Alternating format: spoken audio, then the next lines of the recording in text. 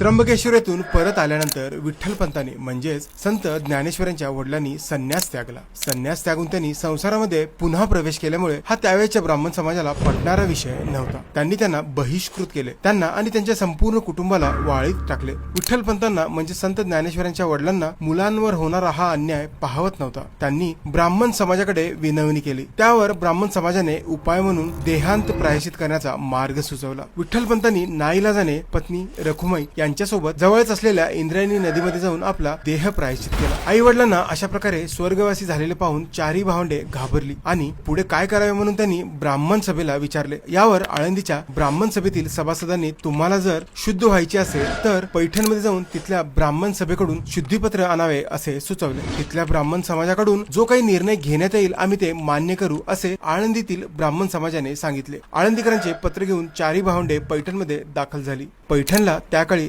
दक्षिण काशी म्हणून ओळखले जाई. मोठमोठ्या शास्त्र पंडितांचे या ठिकाणी वास्तव्य होते. या ब्राह्मण सभेपुढे येऊन ज्ञानेश्वरांनी हे पत्र दाखवले. हे संन्यासाची मुले आहेत हे पत्र वाचून त्यांना कळाले. अतिशय रागाने त्यांनी अशा कुलभ्रष्टांना प्रायश्चित नाही असे ओरडून सांगितले. चारही भावंड निराश झाली. निराश होऊन सभेतून बाहेर पडल्यानंतर पैठणमधून चालत असताना काही टवाळ लोकांनी त्यांची छेड काढली. त्यांना शूद्राची अवलाद म्हणून संबोधले आणि वाद वाढत गेला. शेजारून एक रेडा जात होता. टवाळ मुलांनी म्हटले, तुमच्या कलंकित वडिलांनी जर तुम्हाला काही वेद शिकवला आहे असं जर तुम्ही म्हणत असेल तर या गण्याच्या रेड्यातून वेद वधवून दाखवा, मग आम्ही मानू. असं म्हणत त्यांनी रेड्यावर चापकाचे फटके दिले. ज्ञानेश्वर माऊलींना दुःख झाले. त्यांनी एक पाऊल पुढे टाकले आणि विचारले, कोणता वेद बोलायला लावू? सगळे एकमेकांकडे बघू लागले. त्यामधूनच एका व्यक्तीचा आवाज आला, ऋग्वेद बोलायला लाव. ज्ञानेश्वरांनी रेड्याच्या मस्तकावर हात ठेवला आणि रेडा बोलू लागला. ऋग्वेदामधील काही वेद रेडा बोलून दाखवू लागला. हे पाहून अख्खे पैठण हादरले. ज्ञानेश्वर माऊलींची ही महिमा पाहून त्यांना पश्चाताप झाला. सगळ्यांनी ज्ञानेश्वर माऊलींच्या पुढे नतमस्तक होऊन त्यांचा